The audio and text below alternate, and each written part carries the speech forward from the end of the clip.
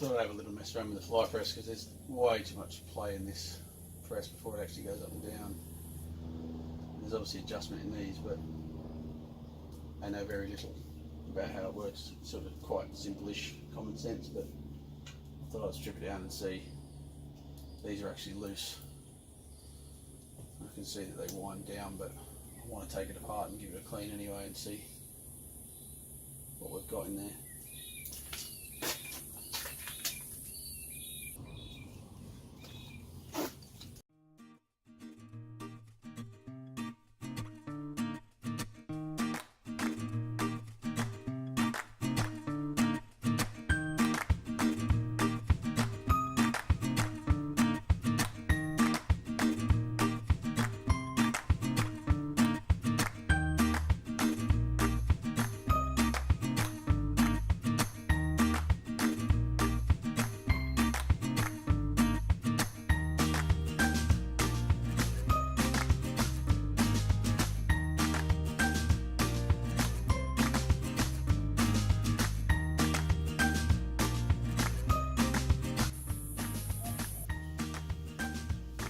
When I undo this, I don't really want this hammer part coming down and smack it out, so just touching chunks of steel I've got and sort of a throwaway hammerhead that I haven't finished under there, just so when it drops it ain't going to drop like crazy.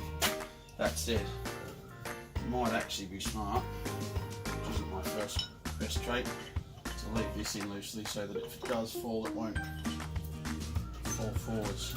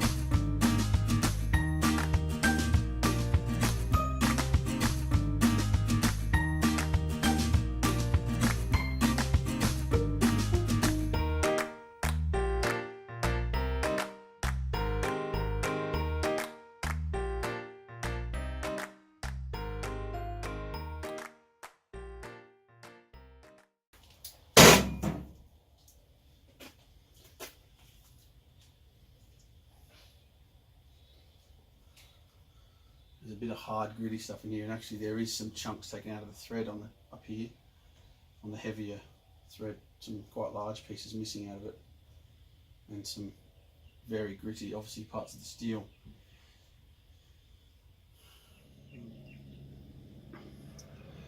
See, there's some quite large sections actually missing out of the thread. The bulk of the thread is actually in reasonable tact. It's only the higher few, got some biggish chunks in there, so I'm going to give that a real good clean out.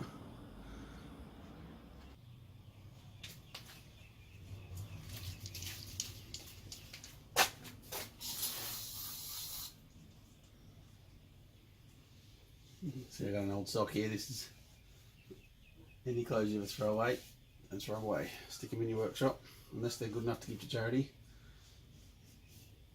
Stick them in your workshop. You'll always be able to find a use for old underpants and whatnot.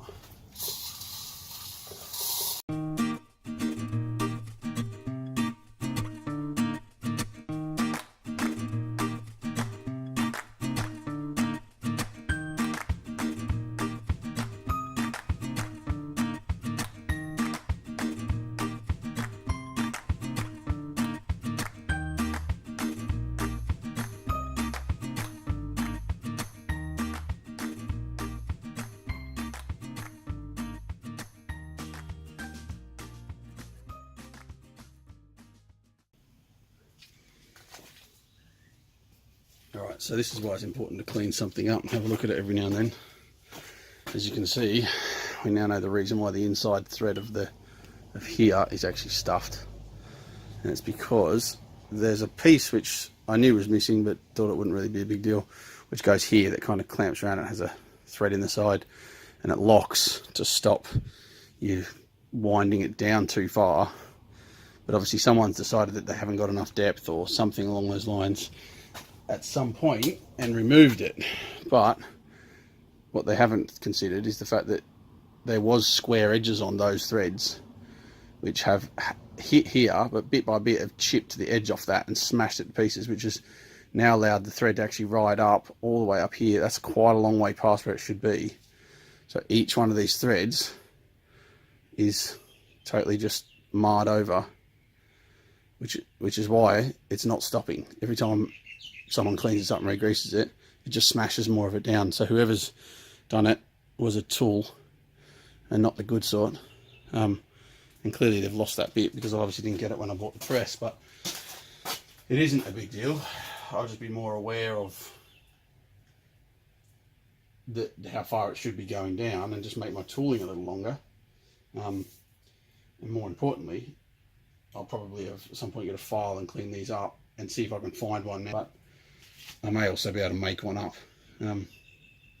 Probably wouldn't be that hard, but that'll be another project for another day. But I'm going to re-grease this and put it all back together. But I think obviously keeping an eye on that now, that should sort of stop that getting any worse and solve that problem. But as you can see now, it's much better in there, and I've filed those edges off so they're not as sharp as they were before. Now obviously you still want the edges on the thread to be sharp because that's how they work. You want a good square thread on these sort of type threads, but you can see there's lots of sections that are missing. It's the start of every single thread is smashed off because of someone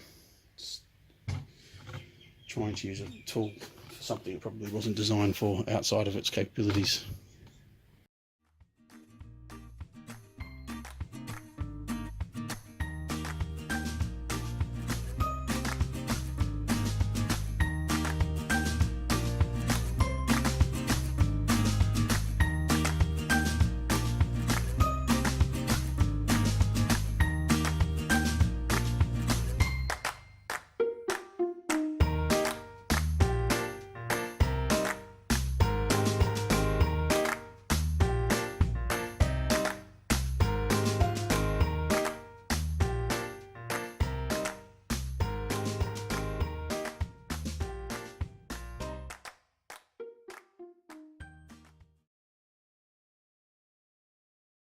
So what I'm going to do now is I'm just going to go and grease everything that needs to be greased and oil everything that needs to be oiled, and as I'm putting it back together. So all the sliding parts will have a very fine amount of grease on. I'll even put a little bit on here, just a fine layer, stop it rusting. But then this is an oil.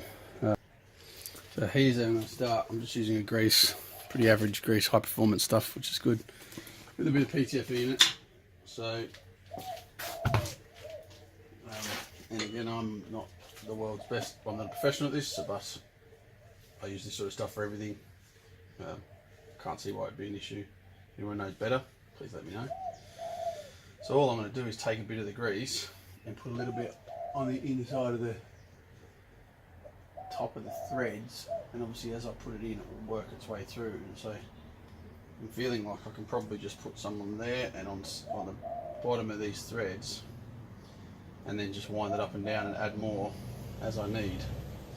So I'm just thinking I'm probably going to just dismantle it, mantle it. Now that's a word I came up with, mantle, and I can't work out any reason why you can't use the word mantle as opposite to dismantle. So I'm just going to mantle it the same way, reverse of how I dismantled it. So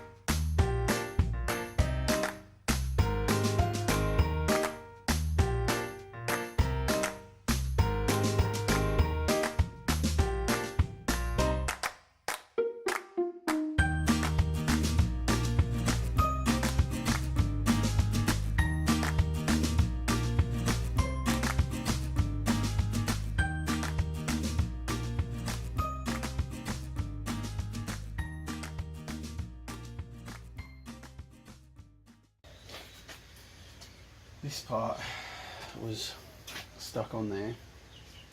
It was that way up. But if you remember, down inside there,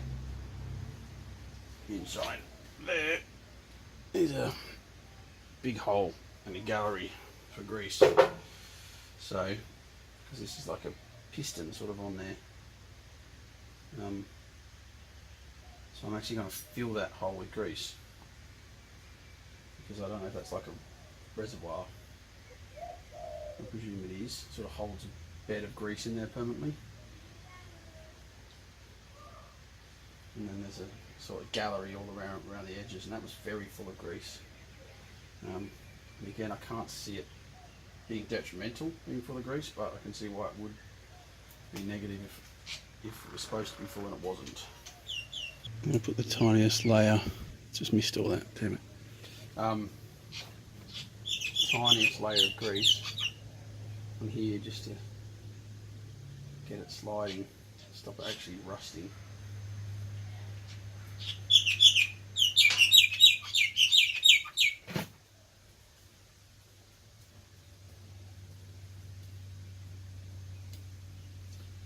Try not to get it to get any built up in those galleries though.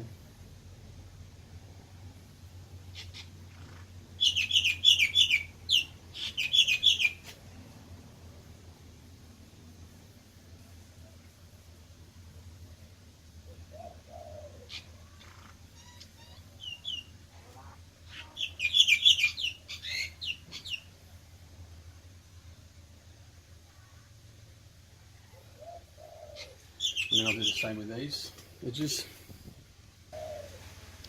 So this bit was initially stuck to the underside of the ram here, but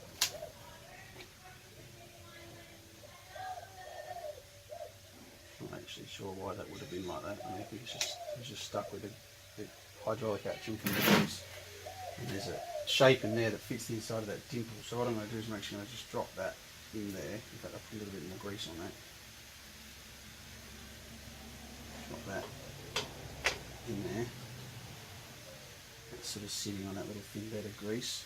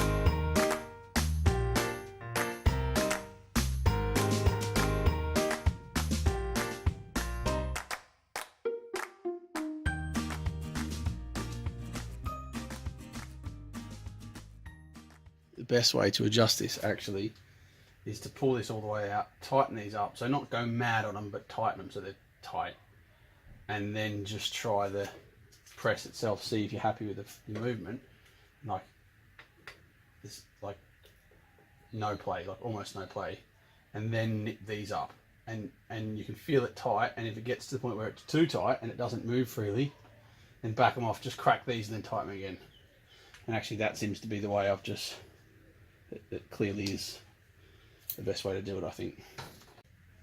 Right, so what I'm actually finding now is it's trying to close on me while I'm putting this back together. So I've just wedged that hammerhead that I was messing around with in there like that. Like I say, I will need to make some sort of clamp to go on here because that really isn't right. It's just desperately trying to fight down. No wonder these are so stuffed. And so now I'm just going to mansell this again. Put this section all back together. Just a light coat of grease on those, I think, and then just knit them all up. So I discussed earlier what this was about. Now, before I put everything back, I can feel that goes straight through there, and there is a bit of a marred section on there where it's been used. And looking, this is the sort of main tool carrier that goes in, sits like that. It's obviously the one that was meant for it. Now, it's actually got a hole all the way through, so it leads me to believe that, and this is the sort of one of the tools that fits in it, and they just go in, clamp up, and so all my tools do that. They just pop in and go like that. It leads me to believe there was probably something, a pin that sat inside that hole, that was essentially, when you loaded it with a tool, it pushed that up like that, meaning that it's sat proud by say 10 mil or something above when you pushed a tool inside. It probably had a small collar on it to stop it dropping all the way through when you're trying to work with it. And so that when you put that was in there, when you put your tool in, it would push that up, so that if you ever did sort of mar this up and it got stuck in there, you could get a hammer, because that's clearly been hammered on, and smack that down, and the pin would fire the tool out the bottom. So that's something I'll probably be making up, because that's quite a handy looking tool, I think, and why not have it if it's supposed to be there. So again, if any of you have got this same press and got that bit, and you've got that part, it'd be interesting to see what that looks like.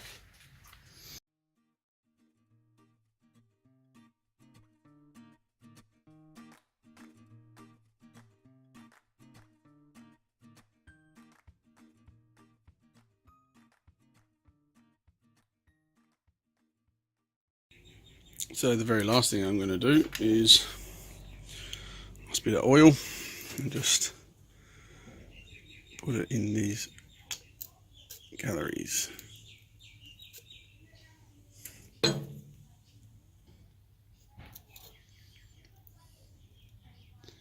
you'll be able to see that it comes out those holes when it's full.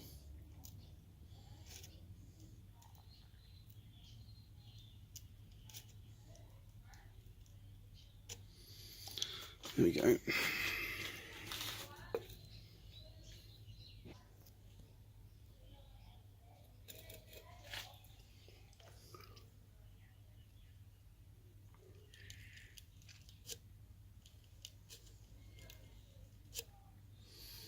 Alright. So because I've just done this, I'll probably mess with that a few times, put some more in over the next couple of days. Let's take this hammer out. Just a service on the Flypress. Please subscribe, give me a thumbs up. I'm happy to share this video with anybody. If you'd like to see anything else restored, the video is called Ask Toby for a reason. Let me know. Got several other sort of bits and pieces. Got a nice big blacksmith's vice there. It's about a 7-inch one. Several other sort of tools and that need working on. So there'll be more of this sort of content coming up. Thanks for watching.